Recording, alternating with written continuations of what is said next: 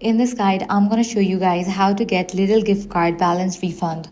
Let's get started. If you have a remaining balance on a Lidl Gift Card and want a refund, it's important to know that Lidl Gift Cards are generally non-refundable and cannot be exchanged for cash, except where required by the laws of your country or region.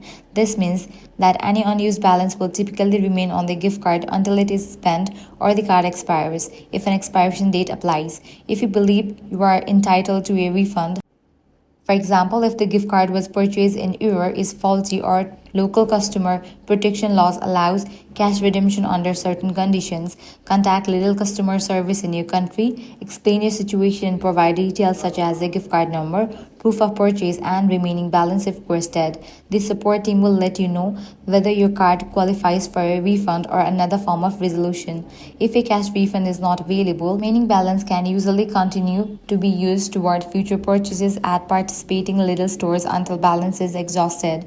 Before visiting a store, it's a good idea to check your current gift card balance so you know how much is available for your next purchase. And that's it. If this guide helped you out, do not forget to like, share and subscribe.